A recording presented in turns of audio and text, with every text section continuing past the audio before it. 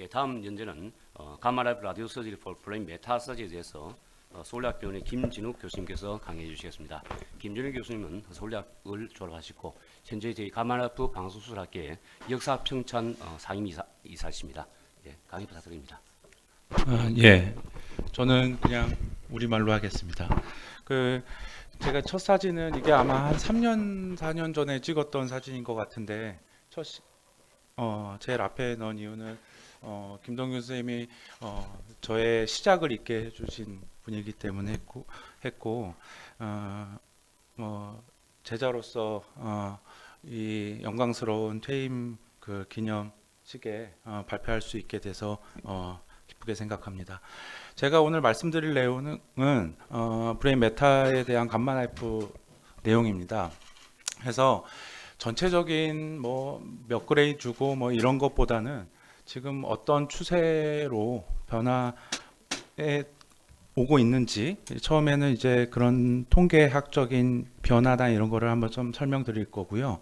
두 번째는 이제 아까 야마모토 선생님도 이렇게 해주시긴 했는데 이 NCCN 가이드라인의 변화, 제가 영어를 잘 못해서 모르겠는데 이해를 잘 못했는데 제 나름대로 해석한 NCCN 가이드라인의 변화를 한번 설명드리고, 그다음에 브레인 메타스타시스는 로컬 트리트먼트도 중요하지만 결국은 시스테믹 디지즈이기 때문에 내과적인 이해가 없이는 한계가 있을 거라고 생각이 됩니다. 그래서 그거에 대한 설명을 잠깐 드리고 마무리하도록 하겠습니다. 시간이 많이 지체돼서 좀 짧게 해달라고 하셔가지고 중간중간에 스킵하면서 진행을 하도록 하겠습니다. 감마나이프는 벌써 100만 환자가 넘었고요. 보면은 1년에 보통 이제 메타스타시스만 3만 5천 명의 치료를 하고 있다고 합니다. 그래서 한국에서 그러니까 재작년 데이터인데요. 그때까지는 5만 9천 명이 총 감마나이프를 받았고 1년에 한 5,800명, 아마 작년에는 6천 명 넘게 이렇게 시행이 됐을 거고요. 그래서 보면은 한 6천 명 되는 중에 브레인 메타가 어느 정도 되냐 정확한 통계는 없는데 대략적으로 2017년에만 한국에서 한 2,600명 정도의 브레인 메타스타시스로 감마나이프 수술을 시행한 걸로 생각이 됩니다. 그래서 저희 그 데이터를 보시면 올해 2018년까지 9,755명이었습니다. 그래서 제 개인적인 생각으로 만약에 이게 한 1년만 전이었으면 10,000예가 됐을 것 같고, 그러면 저희가 또 책을 한 권 만들지 않았을까라는 생각도 해봅니다.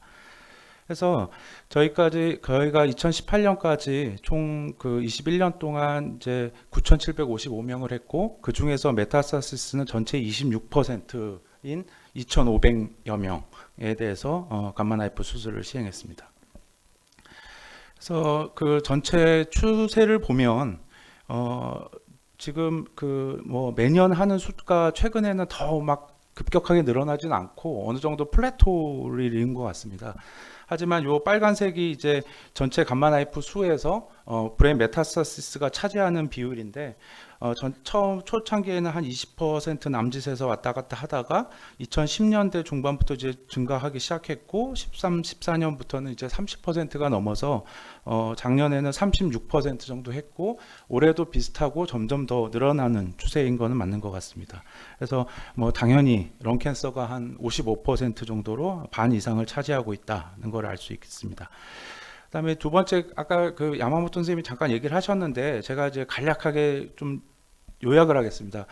그래서 이제 아주 초창기의 가이드라인에서는 서지컬 리섹션을 하고 나서 RT를 하던 라디오 서저리를 하던 옵저베이션을 하던 별 관심이 없었습니다. 그러니까 별 효과가 없다 판단을 했던 거고, 이제 그러던 와중에 2010년 이제 중반쯤 와서부터는 이제 여러 가지 페이퍼가 나오면서 라디오 서저리 언론도 이제 리섹터블 디지즈에서는 인정을 받기 시작했습니다. 이것만 해도 큰 이제 단독으로 가능하다 이랬던 거고, 이제 그랬던 2016년까지가 이제 그 다음부터 이제 매년 조금씩 바뀌고 있는데 2017년만 해도 SRS 5 홀브레인 RT에 프레펄드라고 이렇게 찍혀 나오기 시작했습니다. 그래서 그랬던 거가 이제 좀 가나 했더니 이제 작년부터 아까 야마모토 선생님이 보여주셨던 이 페이퍼가 각각 뭐 중요한 역할을 했던 걸로 생각이 되는데, 이 페이퍼가 나오면서부터는 이제 뭐 개수 제한 이런 거에 대한 거가 이제 다 그 논외가 된 것 같습니다.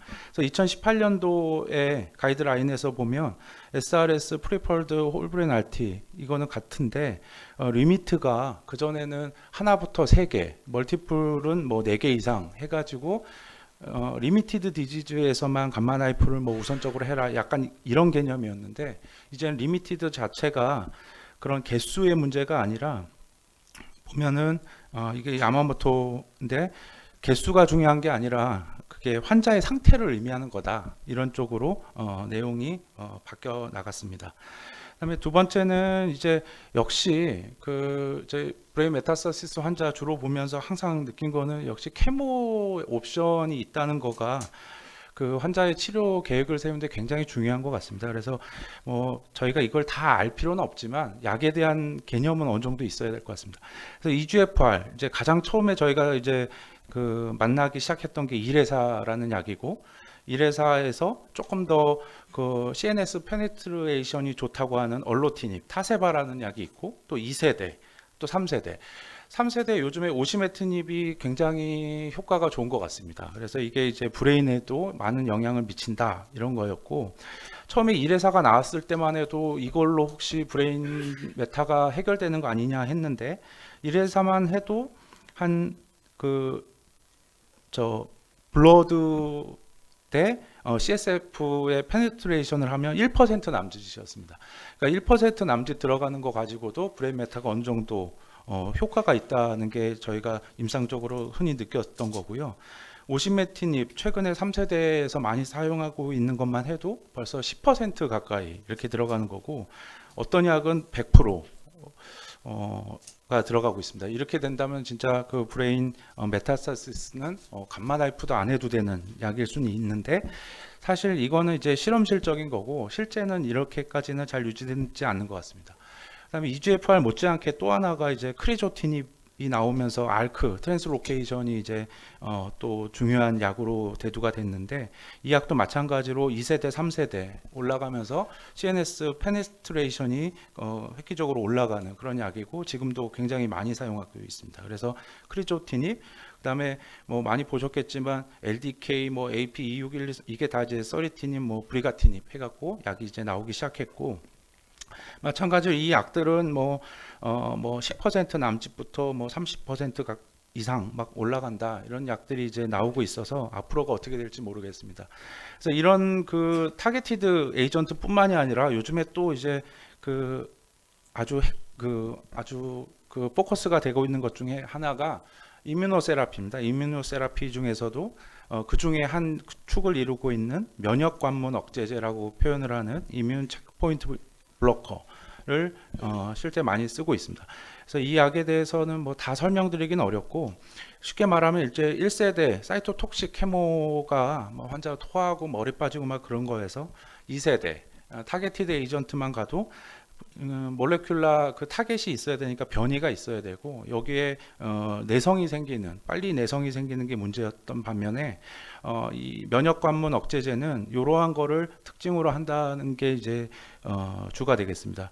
듀러블 리스판스라는 거는 뭐냐면, 이거는 환자가 이제 면역 체계를 건드리는 거기 때문에 오랫동안에도 효과를 지속할 수 있다라는 개념이고, 이제 뭐 그렇기 때문에 컨비네이션을 하게 되면은 더 효과를 볼 수 있다, 이런 거기 때문에 요즘에 이런 이뮨 그 체크포인트 블로커가 굉장히 임상에 많이 활용되고 있는 것 같습니다.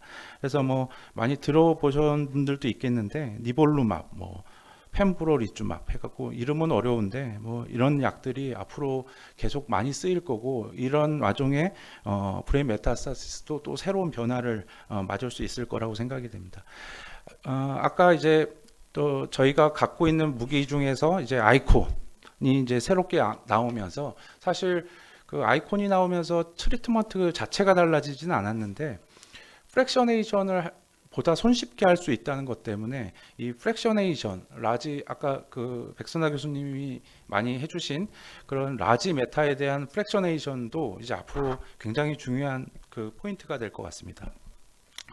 그래서 저희가 아이콘이 마침 들어온 지가 딱 3년 됐습니다. 그래서 제가 이제 이걸 준비하면서 한번 정리식으로 했는데 3년 동안에 이제 그 총 2,100여 명, 그러니까 한 700명 정도씩 해갖고 매년 했었고 전체적인 메타스타시스 퍼센트는 한 35% 가까이 됩니다. 그래서 그 각각의 구간을 좀 나눠보면 좀 특징을 알 수 있습니다. 그래서 첫 1년, 2년, 3년 갈수록 조금씩 마스크 사용 빈도가 늘어납니다. 그 얘기는 이제 마스크를 하면서 이제 조금씩 경험이 쌓이면서 환자한테 조금씩 더 편하게 제공할 수 있는 마스크를 조금 더 선호하고 있다는 거하고, 그다음에 마스크를 그 좀 할 수 있으니까 역시나 프랙셔네이션 빈도도 그 같이 따라서 늘고 있고, 마지막 3년 차, 그러니까 올해까지 해갖고 1년을 보면 거의 한 반 가까이 프랙셔네이션을 많이 하는 걸 알 수 있습니다. 그래서 프랙셔네이션도 처음에는 뭐 단순히 한 3번 정도였다가 이제 조금 더 자신이 붙으면서 4번, 5번 이렇게 하는 빈도가 점점 늘어나는 것을 알 수 있습니다. 그래서 그동안에 저희가 저희 감마나이프 센터에서 나갔던 논문을 보면 전체적인 처음에는 이제 뭐 어떤 캔서에서 효과가 어떠느냐, 뭐 프로그노스틱 팩터가 어떠느냐 이런 거가 주로 그 포인트가 된 논문이 많이 나갔었고, 최근 들어서는 아까 말씀하신 것처럼 그런 프랙셔네이션이나 그런 걸 했을 때 효과가 어떤지, 이제 앞으로는 또 그 지금까지 말씀드렸던 이런 케모하고의 관심이 주 포인트가 또 될 것 같습니다. 그다음에 그 논문은 뭐 굉장히 많은데 핵심적인 거 몇 가지만 말씀드리겠습니다. 그래서 내과 선생님들이 항상 바이블처럼 생각하는 JCO에서 2017년도에 나갔는데, 이거의 포인트는 뭐냐면 브레인 메타가 있고 이 환자가 UGFR 그 뮤테이션이 있는데 아직 약을 사용하지 않아서 퍼스트 라인, 그러니까 처음으로 뭐를 해볼 거냐, 이거를 3그룹으로 나눠 갖고 치료한 겁니다. 그래서 그 결과를 요약을 드리면, 이제 각각의 그룹에서 사실 그 업프론트 EGFR을 먼저 썼다는 얘기는 나머지 다른 브레인이나 이런 거가 생각보다 컨디션이 좋았음에도 불구하고 업프론트 EGFR TKI를 쓴 그룹이 가장 서바이벌 아웃컴이 좋지 않았습니다. 그래서 그 결론은 뭐냐면, 옛날에는 내과 선생님들이 환자가 오고 브레인 메타가 있으면 1회사부터 쓰던지 이런 식으로 EGFR TKI를 먼저 썼는데, 그것만 단독으로 쓴 게 좋지 않기 때문에 브레인에 대해서는 아마 치료를 해야 된다 쪽으로 이제 갈 가능성이 많습니다. 왜냐하면 이런 논문들에서 이렇게 디펜스가 잘 안 되기 때문에. 그래서 이제 앞으로 EGFR 실제 그러고도 있지만 이런 케모세라피 EGFR을 하기 전에 브레인 메타에 대한 치료를 분명히 저희한테 리퍼가 올 거고, 그래서 내과 선생님들도 홀브레인 RT는 뭐 선호하지 않기 때문에 저희 역할은 여전히 계속될 거라고 생각합니다. 그다음에 뭐 마찬가지 개념인데, 뒤에 3세대 이렇게 뒤쪽으로 갈수록 CNS 페네트레이션이 훨씬 좋기 때문에 이런 것들이 1, 2세대보다 더 좋다라는 게 많이 나와 있고, 이거와 더불어 이제 브레인 그 디지즈를 조금 더 홀브레인 RT는 선호되지 않기 때문에 감마나이프를 역시 빨리 해달라 하는 쪽에 니드가 더 커질 가능성이 있어 보입니다. 그래서 이것도 뭐 아까 야마모토 선생님이 했던 JLGKS, 그래서 저희 한국에서도 이런 모임이 좀 활성화됐으면 좋겠고, 역시나 글리오마에서 트리트먼트가 이제 스탠다드 트리트먼트로 된 CCRT 개념으로 이제 브레인 메타에 있어서도 컨커런트 케모 라디오 서저리로 CCRS 개념이 앞으로 대두될 것 같습니다. 그래서 뭐 이제 옛날하고 달리 홀브레인 RT를 먼저 할 거냐, 뭐 라디오 서저리를 먼저 할 거냐는 논의가 됐고, 그다음에 뭐 사실 개수도 몇 개까지 되느냐 이런 것도 별 중요하지 않습니다. 그다음에 사이즈도 이제 프랙셔네이션이 나오기 때문에 이거에 대해서도 뭐 앞으로 연구는 많이 해야 되겠고, 무엇보다도 브레인 메타스타시스가 시스테믹 디지즈이기 때문에 이거에 대한 이해를 바탕으로 브레인 메타스타시스를 접근해야 될 것 같습니다. 이상입니다. 예, 김 교수님, 예, 좋은 강의 감사합니다. 본 연재에 대해서 질문을 코멘트에 있으면 해주십시오. 예, 없으면 그럼 다음 연재로 넘어가겠습니다. 감사합니다.